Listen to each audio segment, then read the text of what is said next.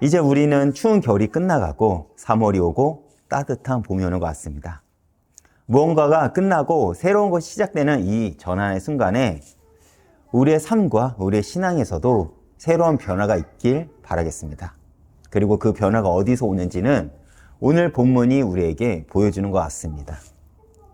여러분들 한번 생각을 한번 해보시길 바랍니다. 어떤 사람이 오랫동안 기다리던 목표를 드디어 이뤘다고 여러분들이 한번 생각을 해보세요. 오랜 시간 그렇게 애쓰고 고생하며 기다리던 그 순간을, 그것을 마침내 내 손에 쥔 순간입니다. 그 순간, 보통 사람이라면 가장 먼저 하는 것이 무엇일까요? 아마 많은 이들은 보통 이렇게 할 것입니다. 그동안 자기를 힘들게 했던 것들을 아마 빠르게 정리할 거예요.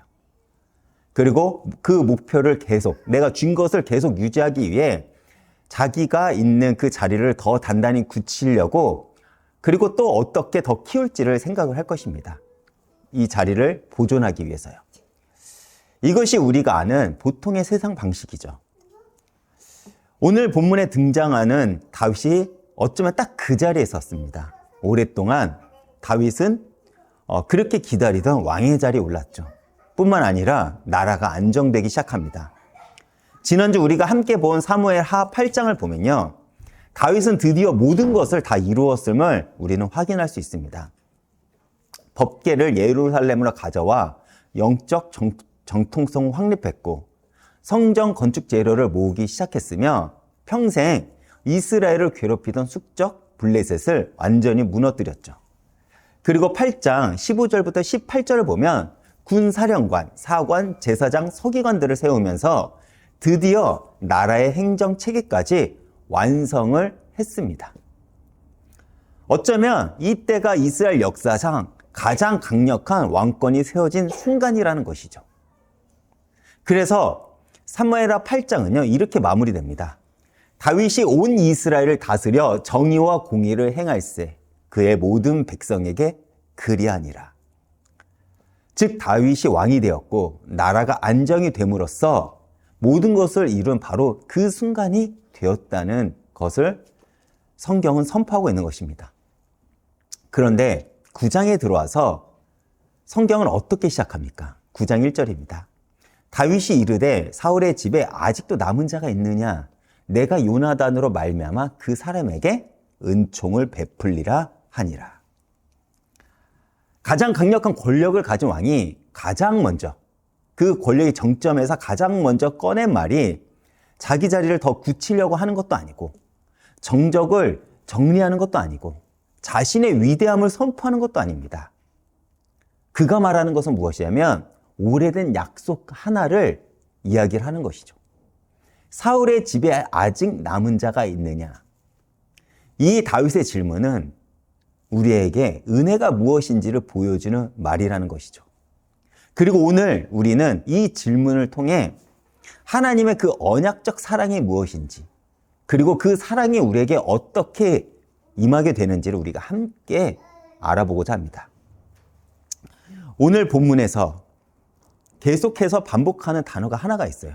그것이 무엇이냐면 은총이라는 말입니다. 1절과 3절에 기록이 되어 있죠. 이 단어는 히브리어로 헤세드라고 하는데 이 헤세드는 단순히 친절하거나 좋게 대해준다는 그 좁은 의미를 가지고 있지 않습니다. 이 헤세드는 언약에 근거한 신실하고 끈질긴 사랑을 의미하는 단어라는 것이죠. 그리고 이 사랑의 가장 큰 특징은 받는 사람의 자격이 아니라 주는 사람의 약속에 근거한다는 것에 있습니다. 그렇다면 지금 다윗이 말하고자 하는 은총, 이 헤세드는 어디에서부터 비롯되었을까요? 사무엘상 20장을 보면요, 다윗이 사울에게 본격적으로 쫓기기 전 요나단이 다윗에게 이런 말을 합니다. 제가 사무엘상 20장 15절만 읽어보겠습니다. 여호와께서 다윗의 대적들을 지면에서 다 끊어버릴 때에도 너는 내 인자함을 내 집에서 영원히 끊어버리지 말라. 지금 요나단이 다윗에게 뭐라고 하고 있죠? 우리 가문을 멸절시키지 말아달라고. 너가 왕이 되어도 우리 가문을 멸절시키지 말아달라고 지금 부탁을 하는 장면입니다. 근데 되게 아이러니해요. 지금 다윗은 쫓기는 자의 입장이고 요나단은 왕자의 입장입니다. 그런데 그 왕자가 쫓기는 자에게 그런 부탁을 하는 거예요. 이 서로 간의 약속은 단순한 친구 사이의 약속을 넘어 하나님을 증인으로 세운 언약이기도 합니다. 그렇다면 요나단은 왜 다윗과 이런 언약을 맺었을까요? 자신의 아버지인 사울과는 달리 사실 요나단은 지금 하나님의 뜻과 목적이 어디에 있는지를 알았어요. 요나단이 지금 왜 그런 언약을 다윗과 맺었는지는 요나단은요, 자신의 아버지의 나라가 날아갈 것임을 그는 알았다는 것입니다. 그래서 그는 하나님 뜻에 순종을 하는 장면이기도 해요. 비록 지금 자신의 신분은 이스라엘의 왕자이지만 하나님은 다윗을 통해 이스라엘을 이어가시기로 함을 그는 알았다는 것입니다. 여러분들이 한번 요나단 입장에서 한번 생각해 보십시오. 그것을 받아들이기가 쉬웠을까요? 어려웠을 것입니다. 인정하기도 어려웠겠죠. 그런데 요나단은 그것을 받아들였다는 거예요. 그리고 다윗의 도망을 도우면서 자신들의 자손을 부탁하고 있는 것입니다. 요나단은 하나님의 뜻과 하나님의 목적을 알았고 하나님께 순종을 하는 자입니다. 그러나 그의 마지막은 어떻게 결론이 났죠? 이후 요나단은 사무엘상 마지막 장에서 블레셋과의 전쟁에서 사울과 함께 죽게 됩니다. 이것이 요나단의 결말이에요. 그러나 그의 그 희생을 통해서 다윗이 준비가 되었고 다윗을 통해 예수 그리스도가 오셨습니다. 이 요나단의 희생은 단순한 희생이 아닌 메시아를 준비하는 희생이었고 어쩌면 성경 역사상 성경의 인물 중 어쩌면 하나님 앞에서 가장 칭찬받는 인물 중 하나가 아닐까라는 생각을 해보게 됩니다. 그리고 사울이 죽고 난 이후 다윗이 이스라엘의 왕이 되었습니다. 그런데 그 다윗의 대단함은 우리는 어디서 발견할 수 있냐? 바로 오늘 본문에서 우리가 발견할 수가 있어요. 자신이 도망자로 살아갈 시절 요나단과 맺은 그 언약을 다윗은 기억하고 있다는 것입니다. 요나단은 이미 죽었고 아무도 다윗에게 그 약속을 지키라고 요구하는 사람도 없습니다. 왜요? 이것은 어쩌면 다윗과 요나단 그 둘만 아는 약속일 거예요. 그것을 지키지 않더라도 누구 하나 다윗을 비난할 사람도 없습니다. 그러나 다윗은 스스로 그 언약을 기억하고 있었고 왕권이 완전히 확립되는 이 순간 그는 그 약속을 실행하려고 하고 있는 것입니다. 그런데 이것이 우리가 그냥 텍스트로 보기에 그렇구나라고 생각을 할 수 있어요. 그리고 우리는 결론을 알기에 우리는 그럴 수 있겠구나라는 생각을 할 수 있다니까요. 그런데 이 장면이 얼마나 비상식적인지 아십니까? 제가 며칠 전 우리 가족들, 저와 사모님과 시아를 데리고 영화관에 가가지고 왕과 사는 남자라는 영화를 봤어요. 여러분들도 대부분 아마 보셨을 거라 생각을 합니다. 그 영화에서 주인공이 단종이죠. 단종이 죽습니다. 왜 죽게 되죠? 단종을 몰아내고 왕이 된 세조가 자신의 왕위가 단종 때문에 위협받고 있다고 생각을 하겨서 단종을 죽여버립니다. 그렇죠. 이것이 보통의 권력의 속성이에요. 저 사람을 정적을 제거하지 않으면 내 권력이 위협받고 있다. 이것이 당연한 권력의 속성이고 이것에 대해서 누구 하나도 비난하지 않습니다.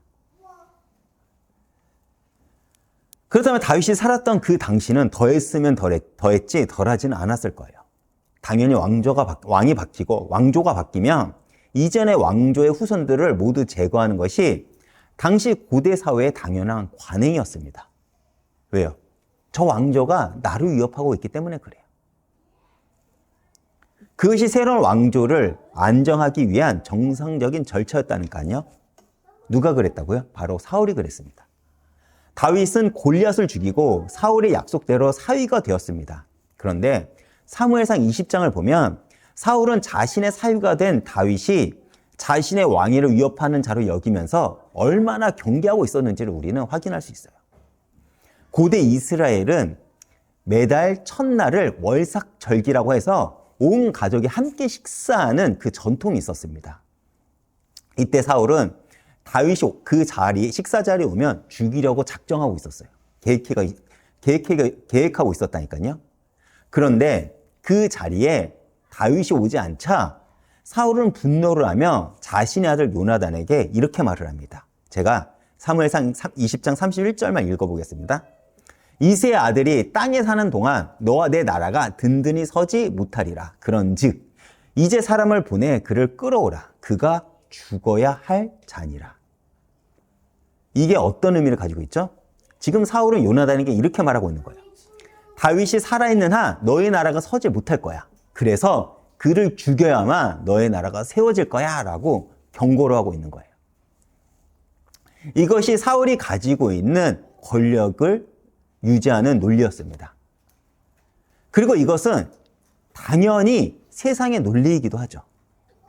자기를 세우기 위해, 자기 나라를 지키기 위해 자신들의 위협이 되는 존재를 제거하는 것. 이것이 세상에서 말하는 정상적인 행동이라는 것입니다. 내 권력을 유지하기 위해서는요. 그런데 다윗은 어떠했죠?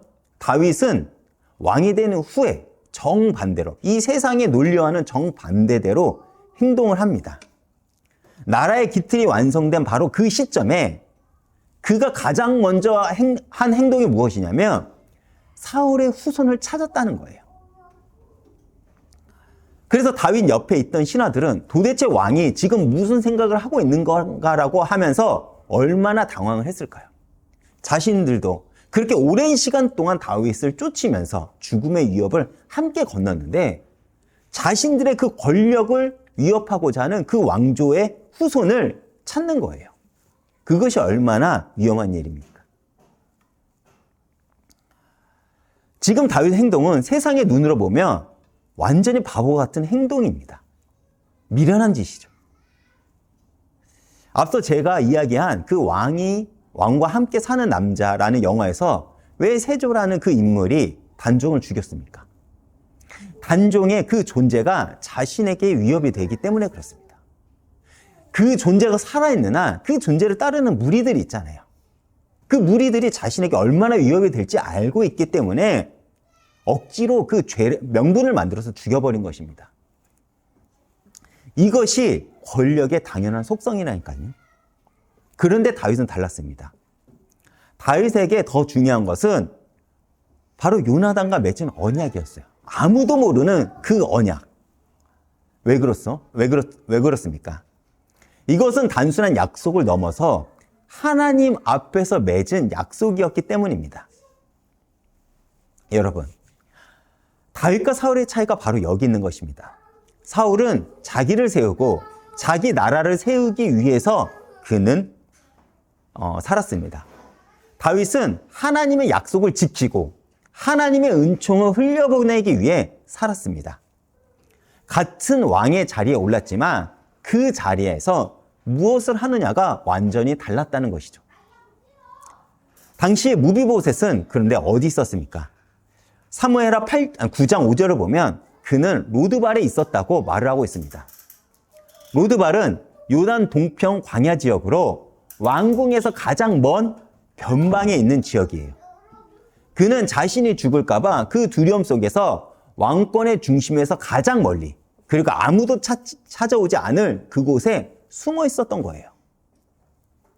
그러나 다윗은요, 요나단과의 그 언약을 기억하고 무비보셋을 먼저 찾았습니다.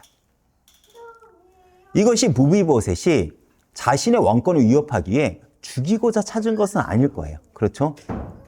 바로 그를 살리기 위해서 찾은 것입니다. 더 나아가 그의 신분을 회복하기 위해서 다윗은 무비보셋을 찾은 것입니다. 그리고 이것을 성경은 헤세드, 하나님의 은혜, 하나님의 은총이라고 말하고 있는 것이죠. 우리도 마찬가지입니다. 여러분, 우리가 하나님을 먼저 찾아간 것이 아니겠죠. 우리가 어떻게 예수를 믿게 되었습니까? 하나님이 우리를 찾는 것이 아니라 우리는 오히려 하나님으로부터 멀리 도망쳐 숨어있던 존재였다는 거예요. 그래서 로마서 5장 8절은 우리에게 이렇게 선포를 합니다. 우리가 아직 죄인 되었을 때 그리스도께서 우리를 위하여 죽으심으로 하나님께서 우리에 대한 자기의 사랑을 확증하셨느니라. 우리가 어떻게 구원받고 우리가 어떻게 하나님 자녀가 되었습니까? 우리가 구원받을 만해서 주님께서 우리를 구원해 주신 게 아니라는 거예요. 또 우리가 구원받을 준비가 되었기 때문에 하나님께서 오신 게 아니라는 것입니다.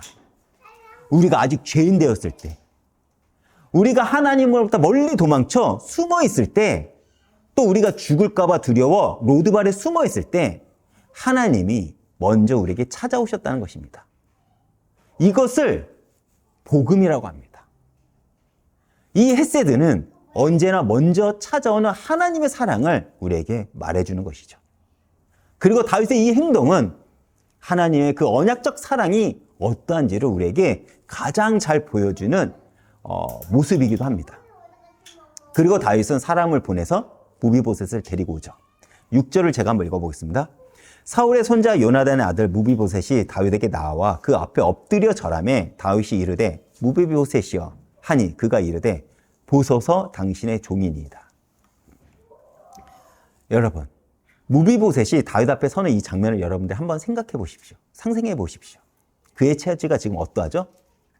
그는 사울의 후손입니다. 방금 말씀드린 것처럼 사울은 다윗을 15년이 넘게 죽이려고 쫓아다녔죠. 그렇기 때문에 사실 무비보셋이 살아있다는 그 자체는요, 정치적 위협이 되었습니다. 그렇죠. 다윗을 지지하는 신하들 눈에는 무비보셋이 어떻게 보였을까요? 사울 왕조의 잔재, 반드시 제거해야 할 위협의 요소입니다. 그렇죠. 그리고 그 무비보셋은 어떠한 모습을 가지고 있었다고요? 두 발을 다 절었던 장애인이었습니다. 사무엘하 4장 4절을 보면 무비보셋이 5살 때 유모가 안고 피하다가 떨어뜨려 두 발을 절게 되었다고 기록이 되어 있어요. 고대 근동에서 몸에 장애를 가진 자는 하나님께 재앙을 받은 자로 여겼습니다. 특히 사울 왕가의 후손이 저렇게 되었다는 것은 사울의 실패와 저주의 상징으로 다윗은 충분히 이용할 수 있었다니까요. 그를 백성들 앞에 보임으로써 사울 왕조가 망했다. 이 왕조는 저주받았고 저주받았다는 것을 홍보함으로써 자신의 정통성을 확립할 수 있었던 상황이었어요. 즉 무비보셋의 장애는 정치적으로 얼마든지 이용할 수 있었던 카드였다는 것입니다. 그래서 다윗이 무비보셋을 부르자 무비보셋은 이렇게 자신에 대해서 이야기를 합니다. 제가 8절 읽어보겠습니다. 그가 저러 이르되 이 종이 무엇이기에 왕께서 죽은 개 같은 나를 돌보시니까 하니라.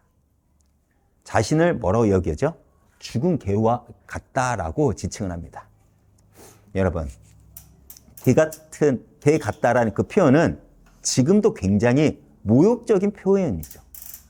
그런데 당시 고대 근동 사회에서는 그 모욕의 강도가 훨씬 더했어요. 왜냐하면 현대 강아지는 집안에서 우리가 함께 키우는 귀여운 애완견도 있잖아요.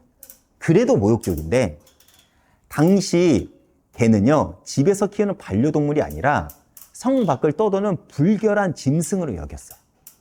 불결한 존재였다니까요. 그런데 그것도 살아있는 개가 아니라 죽은 개라고 말합니다.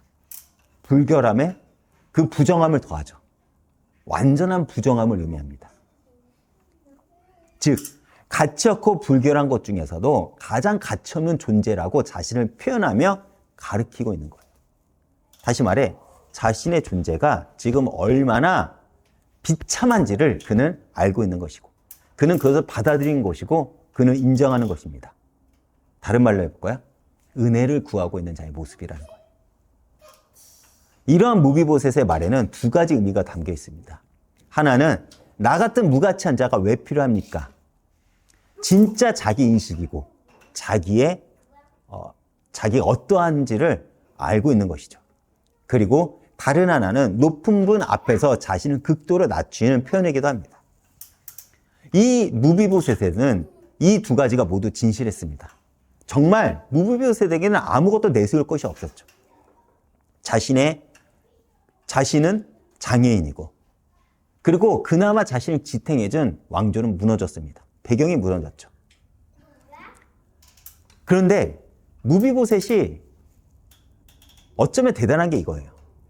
한때 자기가 왕자였고 한때 그렇게 권력을 누리던 자였지만 다윗 앞에 가서 겸손한 모습을 보였다는 것입니다. 그 존재를 인정하고, 겸손을 자신의 실제보다 낮추는 것이 아니에요. 자신의 그 실제 모습을 정직하게 아는 것이 어쩌면 겸손이라고 할 수 있습니다. 무비보셋은 과장하지 않았어요. 그의 고백은 있는 그대로의 자기의 모습을 고백했을 뿐입니다. 자기가 지금 어떠한 존재인지, 어떤 상황인지, 어떤 비참한 상태에 있는지를 그는 정직하게 고백했을 뿐입니다. 여러분, 우리가 하나님의 은혜를 온전히 받지 못하는 이유가 무엇일까요? 자격이 없어서가 아닙니다. 자신이 얼마나 자격 없는지를 우리는 모르기 때문에 우리가 하나님의 은혜를 경험하지 못한 거예요. 우리가 은혜 받을 만한 존재라서 우리가 은혜 받았습니까? 그렇지 않죠. 누가복음 18장 9절에서 14절을 보면요, 바리새인과 세리의 비유가 나와요. 예수님이 바리새인과 세리의 비유를 말씀하는 장면이 나옵니다. 당시 바리새인은 이스라엘의 종교 지도자들로서 누구보다 의롭다고 생각하는 이들이었어요. 쉽게 말해 사람들의 존경을 받는 목사와 같은 사람이었다는 거예요. 여러분들이 지금 유튜브에서 은혜를 받고 대단하다고 여기는 그 목사님들과 같은 존재였다니까요. 또 세리는 어떠한 존재였죠? 로마의 명령을 따라 백성들에게 세금을 걷는, 즉 이스라엘 입장에서 보면 매국자일 뿐입니다. 그래서 누가복음 18장을 보면요, 바리새인은 하나님 앞에 서서 11조를 드리고 금식하는 등 자신들이 무엇을 이루고 있는지를 열거했다고 자랑하고 있습니다. 그런데 하나님이 어떻게 책망하시죠? 그들을 의롭다고 하지 않으십니다. 11조도 하고 금식도 하고 예배도 율법에 따라 드리는데 그들을 의롭다고 여기지 않아요. 반면 세리는 감히 눈도 들지 못하고 이렇게 얘기를 해요. 하나님이여 불쌍히 여기소서, 나는 죄인이로소이다 라고 합니다.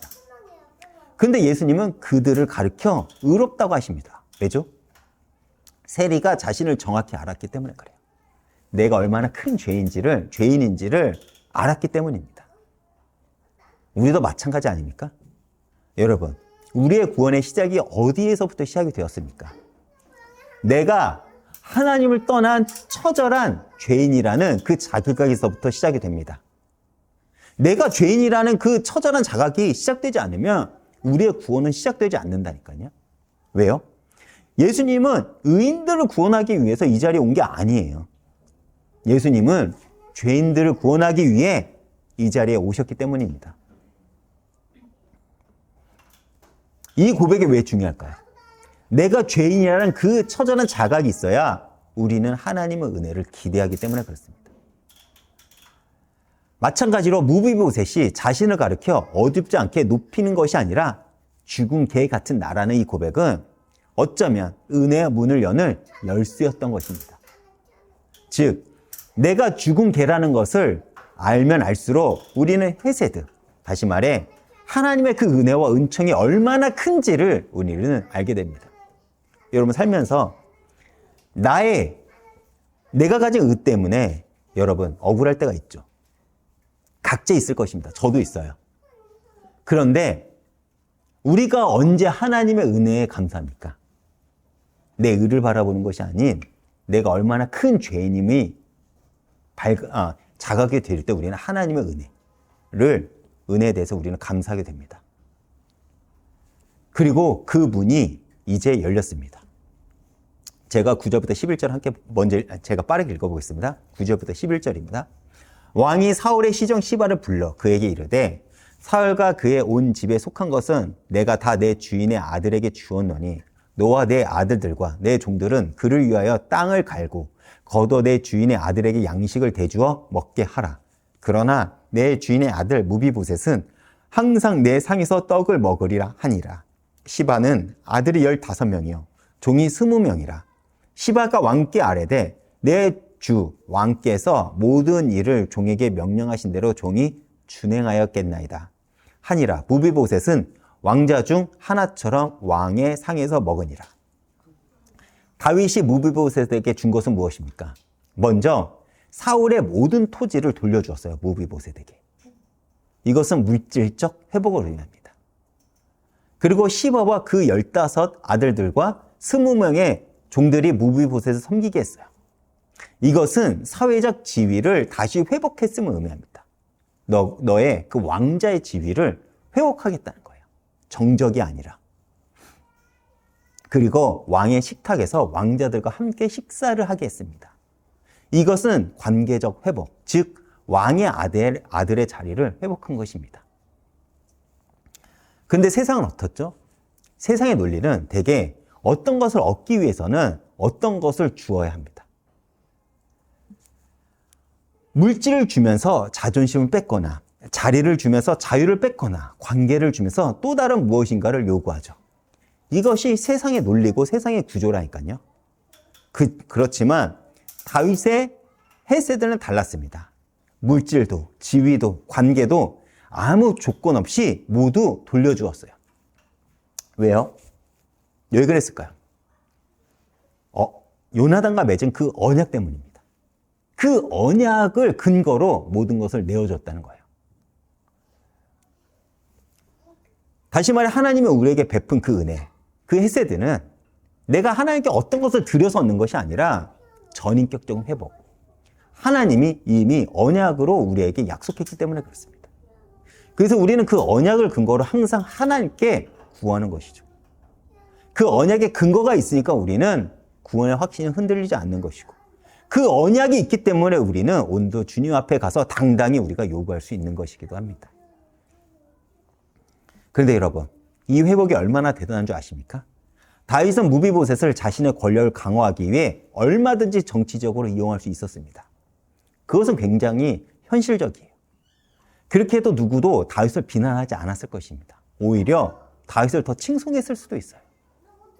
그러나 다윗은 그를 왕의 식탁에 앉혔습니다. 저주받은 자가 아니라 은총받은 자로 그를 높인 것입니다. 이것이 하나님의 회복의 방법임을 기억하시길 바랍니다. 에베소서 2장 4절부터 6절 보면 이렇게 말합니다.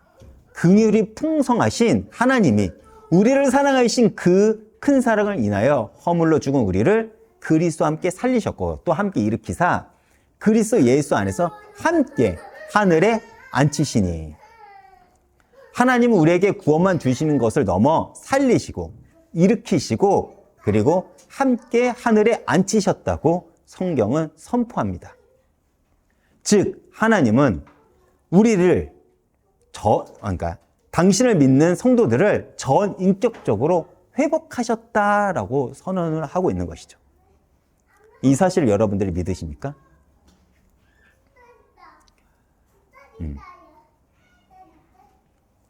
다시 제가 이어서 사무엘하 9장 13절 읽어보겠습니다. 무비보셋이 항상 왕의 상에서 먹음으로 예루살렘에 사느니라. 그는 두 발을 다 절더라. 여기서 항상 먹으니라. 이 표현은 10절에서 한 번 나왔고 13절 한 번 또 나오죠. 성경에서 같은 표현이 반복될 때는 저자가 이 표현을 강조하고자 하는 그 의도를 가지고 있습니다. 그렇다면 왜 저자는 이것을 강조하고자 하는 것일까요? 지금 무비보셋이 왕의 식탁에서 밥을 먹는 것이 일회성 사건이 아님을 강조하고자 하는 거예요. 어떤 이벤트성, 그냥 홍보가 아니었다는 거니까. 그러니까 쉽게 말해 쇼가 아니었다는 거예요. 무비보셋은 항상 왕의 식탁에 앉아서 왕과 왕자들과 함께 식사를 했다는 것을 성경 기자는 말하고자 하는 것입니다. 그리고 무비보셋은 이제 왕의 은혜를 구걸하러 오는 자가 아니라는 것을 우리에게 알리고자 하는 것입니다. 다른 왕자들과 함께 앉아서 먹는 자라는 것이죠. 종들이 섬기는 자가 되었다는 것입니다. 다윗이 그를 불러 함께 식사하는 것으로 그의 신분이 완전히 회복되었다는 것을 우리에게 알려준다는 것이죠. 그런데 여러분, 성경은 13절의 그 마지막을 그를 어떻게 표현하죠? 그는 두 발을 다 절더라. 그는 두 발을 다 절더라. 그는 왕의 식탁에서 항상 왕과 같이 식사를 하는데도 여전히 두 발은 다 절더라 라고 기록을 해요. 여러분, 왕의 은혜를 입었다고 해서 무비보셋의 두 발이 나았습니까? 아니요. 장애가 사라졌나요? 그렇지 않습니다. 그는 여전히 절고 있어요. 그런데 왕의 식탁에 앉아 있습니다. 두 발이 저는 채로. 하지만 아들로서 왕과 같이 식탁에 앉아 식사를 합니다. 이것이 헤세드의 본질입니다. 하나님은 우리의 연약함을 고친 후 부르는 것이 아니라 완벽해진 다음으로 식사를 초대하는 것이 아니라는 것입니다. 여전히 연약한 채로, 여전히 부족한 채로, 여전히 아직 고쳐지지 않는 채로 우리를 왕의 자리, 아들로서 부르신다는 거예요. 고린도후서 12장 9절에 주님이 바울에게 내 은혜가 내게 족하도다. 이는 내 능력이 약한 데서 온전하여 짐이라 라고 하십니다. 즉 하나님의 능력은 우리의 강함 위에 있는 것이 아니라 무비보셋에 저는 그 두 발 위에 하나님의 은혜가 임한 것처럼 하나님의 은혜는 언제나 우리의 약함 위에 임하는 것입니다. 그래서 우리가 지금 약함의 자리에 있다고 하더라도 우리가 낙심하지 않을 이유가 바로 여기 있는 것입니다. 사실 세상의 논리는 나의 강함을 자랑하는 것이 세상에 마땅한 논리입니다. 그래서 많은 간증자들도 자신의 약함이 아닌 자신의 강함을 자랑합니다. 그러나 진정한 하나님의 은혜는 어쩌면 그 우리가 약함의 자리에 있을 때 임한다는 사실. 이 사실을 여러분들이 기억하시길 바랍니다. 왕의 식탁에서 먹는다는 것은 더 이상 자신의 자격을 증명할 필요가 없다는 것을 의미합니다. 왕과 함께 먹는 그 식탁에서는 내 두 발이 저렀는지 안 저렀는지가 중요한 것이 아닙니다. 그래서 다른 사람과 비교할 필요가 없다는 것입니다. 여기에서는 오로지 왕이 나를 이 자리에 앉혔다는 그 사실만이 중요하다는 거예요. 그리고 바로 우리가 그 존재가 되었다는 것입니다. 이것이 하나님의 은혜, 헤세드임을 기억하시길 바랍니다. 제가 빠르게 결론을 맺겠습니다. 오늘 본문에서 무비보셋은 아무것도 한 것이 없어요. 그는 스스로 다윗을 찾아오지 않았습니다. 오히려 그는 죽음이 두려워 로드발에 숨어 있었습니다. 그리고 다윗 앞에서 자신의 자격을 증명하지 않았습니다. 오히려 죽은 개 같은 나라고 자신을 지칭했죠. 회복을 요청하지도 않았습니다. 그러나 다윗이 먼저 자신을 찾아왔고 다윗이 자신을 불렀고 다윗이 자신을 왕의 식탁에 앉혔습니다. 그리고 다윗이 모든 것을 채워주었죠. 우리는 이것을 가리켜 복음이라고 합니다. 지금 다윗이 무비보셋에게 한 이 행동은 복음이 무엇인지를 우리에게 가시적으로 보여주고 있는 거예요. 여러분, 우리는 무비보셋과 같은 자임을 기억하시길 바랍니다. 하나님을 떠나 죄와 사망 가운데 두려워 살던 우리에게 하나님이 먼저 찾아오셨습니다. 우리가 먼저 하나님을 찾은 게 아니랄까요? 또 우리가 자격을 갖춰 하나님이 우리를 찾아오신 것이 아닙니다. 너가 구원받을 만해서, 너가 괜찮을 만해서 하나님이 우리를 찾아온 게 아닙니다. 하나님은 아무 자격 없는 우리를 먼저 찾아오셨습니다. 그래서 요한복음 3장 16절에 이렇게 말하죠. 하나님이 세상을 이처럼 사랑하사. 여기에 조건이 있나요? 없습니다. 그저 하나님은요, 우리를 이처럼 사랑했다고 합니다. 독생자를 주셨으니 이는 그를 믿는 자마다 멸망하지 않고 영생을 얻게 하려 하심이라. 하나님이 먼저 사랑하셨고 그래서 먼저 찾으셨으며 먼저 우리에게 구원의 길을 여신 것입니다. 여기는 어떤 조건이 없어요. 이것을 우리는 은혜라고 합니다. 그런데 여러분, 하나님이 어떻게 오셨죠? 다윗이 시바를 보내 무비보셋을 데려온 것처럼 하나님이 천사를 보내서 우리를 찾은 것이 아닙니다. 하나님의 아들이, 하나님의 본체가 직접 오셨습니다. 빌립보서 2장 6절부터 8절은 이렇게 말합니다. 그는 근본 하나님의 본체시나 하나님과 동등됨으로 취할 것으로 여기지 아니하시고 오히려 자기를 비워 종의 형체를 가지사 사람들과 같이 되셨고 사람의 모양으로 나타나사 자기를 낮추시고 죽기까지 복종하셨으니 곧 십자가에 죽으심이라. 무슨 의미죠? 우리가 죄인이었을 때 예수 그리스도가 직접 로드바까지 오신 것입니다. 우리가 숨어있는 그 자리까지 오셨다니까요. 근데 그 모습이 십자가를 지시고 죽으시고 부활하심으로써 두 발을 저는 우리를 왕의 식탁에 앉히셨습니다. 이것이 복음이라니까요. 그래서 히브리서 10장 19절에서 12절은 이렇게 말합니다. 그러므로 형제들아 우리가 예수의 피를 힘입어 성소에 들어갈 담력을 얻었으니. 누구를 힘입어? 예수의 피를 힘입어. 예수의 십자가를 힘입어. 그 길은 우리를 위하여 휘장 가운데 열어놓으신 새로운 살 길이요. 휘장은 곧 그의 육체니라. 또 하나님의 집 다스리는 큰 제사장이 계심에 우리가 마음의 뿌림을 받아 악한 양심으로부터 벗어나고 몸을 맑은 물로 씻음을 받았으니 참 마음과 온전한 믿음으로 하나님께 나아가자. 참 마음과 온전한 믿음으로 나아가자라고 성경은 우리에게 요청을 합니다. 여기서 성경은요, 완전한 마음, 완벽한 행위를 가지고 너가 가지고 있는 그 완전한 그 선함을 가지고 주님 앞에 나아가자고 요청하지 않아요. 참 마음과 온전한 믿음을 가지고 나아가자고 합니다.